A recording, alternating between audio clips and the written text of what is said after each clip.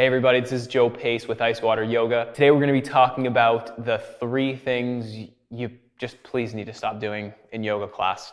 These are so common, and what's troublesome is they're not only very common, but they really don't often get fixed because they happen in the context of a really busy class, in a class that's moving in a bunch of different directions. And oftentimes there's more important things for a teacher to address than these things because other issues are more immediate. The issues we're going to talk about today are things that you're not going to notice in the moment when you're doing them, but over time they're going to become pretty painful. They're going to create pain in your body that you're going to be taking into everything else you do. And the goal, at least in my opinion, of yoga and Icewater yoga is to make your life a lot easier, and everything that you do outside of yoga, athletically or just anything that uses your body, make that a lot better as opposed to bring issues from yoga into that. So we're going to be talking about the shoulders, the lower back, and the knees today. Those are areas that get hit pretty hard with certain poses and very common poses. So starting with the shoulders, if you've ever heard of a Chaturanga, otherwise known as a push-up, which isn't exactly the best term for it because it's not a push-up, it's actually a pose. And so what happens with Chaturanga is the alignment goes away because a Chaturanga push-up is actually really hard. So to do a regular push-up, often what happens is people will bow their elbows out to make the pose a lot easier. It brings it more into the triceps and less into the chest and core. So what you'll see in class all the time is people start in plank pose and then they'll lower the elbows back in space and the shoulders come forward. This is putting a lot of pressure in the shoulders. That just feels horrible.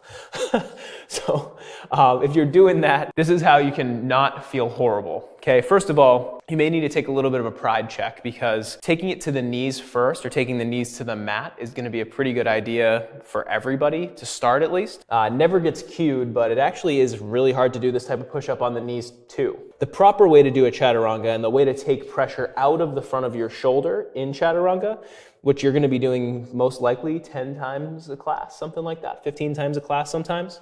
We're going to rock the shoulders forward first. So we're in plank pose. Take the shoulders forward. And the idea is to keep the elbows over the wrist. So I'm going to try to create a 90-degree angle with my forearm and my upper arm. So my shoulders rock forward. I hug my elbows into the sides and I keep the elbows over the wrists. I have no pain in the shoulder.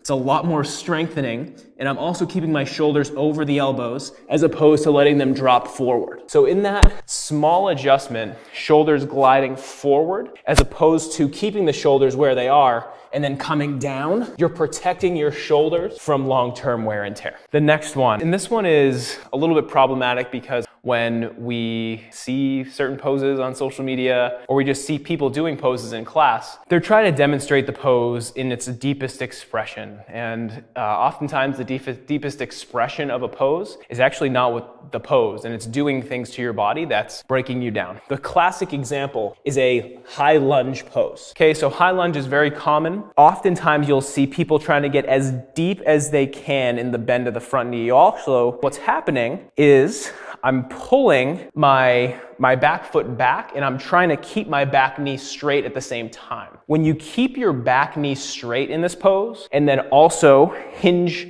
forward at the hips and then you take it up and back, you're putting excess pressure in 2 places, your low back and the leg that's reaching back is creating excess force in the front hip flexor. Both of those areas are going to be causing pain long term, and also you're not even getting the best stretch out of that. It may look a certain way, it may look like you're glittering in the sun, but what's actually happening is you're building tension and pain in your body. To actually do it properly, the feet are as wide as your hips, but you're not going to reach your feet as far lengthwise from each other, and you're going to bring a bend into your back knee. What that allows you to do is keep your hips lifted. Your hips are like a bowl. Okay, so if you have a bowl of soup, when I straighten my front leg, that bowl of soup pitches forward and I'm spilling the soup forward. We want to bend the back knee so I can keep that bowl of soup level. I can get length in my arms, which makes a much longer and deeper stretch in the front of my thigh. And I can reach and hold this pose for much longer as opposed to ducking the tailbone out and bringing excess bending in the low back. Another one too that's going to also protect your low back. What happens when you straighten your legs, it's hard to reach the floor, and you're also putting a lot of pressure in your low back. Okay, so there's a rounding in the back when you straighten the knees. When you bend the knees, you allow yourself at the same height, right? So my hips are higher here, right? And my chest is in the same place. When I bend my knees, my hips lower, my chest stays in the same place, which allows me to lengthen evenly in my back before I fold forward. By bending the knees, the hamstrings don't have to stretch as much. And then if you start with bent knees, you save the low back.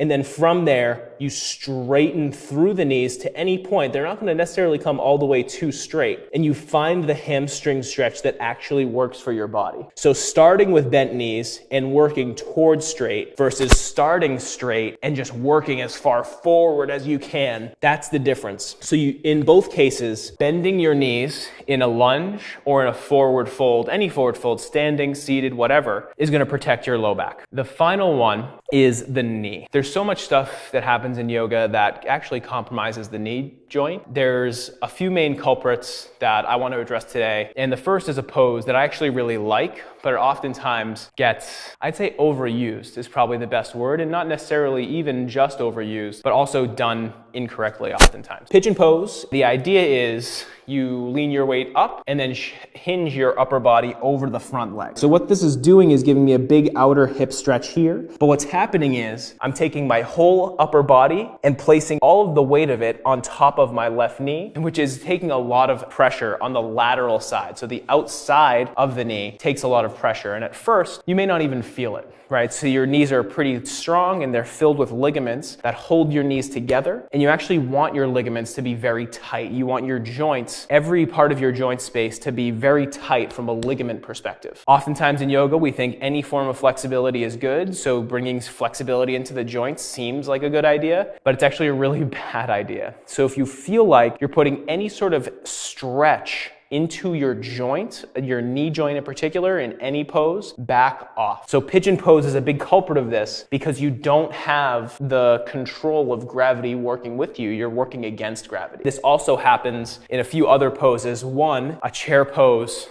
that takes one leg and crosses it over. When we don't flex the toes towards the knee, we basically allow this knee to collapse. And so what will happen is this knee will dip towards the floor. And again, you're putting lateral pressure on the knee. So what I would recommend in each of those cases, if you feel like you can't do pigeon without stretching your knee, which is, in my opinion, what's going to happen for most people, take figure 4 pose. Figure 4 pose flips pigeon completely on its back, literally. So now I take my back to the floor, I cross one leg over the knee, and then I'm flexing my toes towards the same knee of the hip that's being stretched. And then I draw my legs in towards my chest. I can support the pose with my hands. But the beauty of this pose is we now have gravity working with us. I'm not putting any weight on top of my knee. And so therefore, I'm not stretching my knee, which I don't want to do in the first place. Again, in the standing pose here, you can do this pose, but don't worry so much about drawing the knee down towards the floor. Focus more on drawing the toes towards the knee first, and then sitting down. So don't worry so much about this knee coming down, think more about the hips coming down. And from there, you've created a structure and strengthened in particular areas that are gonna protect your joint from that excess lateral pressure. 3 areas of the body: the shoulders, the low back, and the knees. 3 places that get banged on a lot in yoga class. And now that you know a little bit more about what you can do to protect them, maybe tell some other people in class. Be the person who knows enough to maybe bend your knees and take care of your body a little bit more so that your yoga can be productive yoga and not destructive yoga. Thank you for your time. I appreciate it.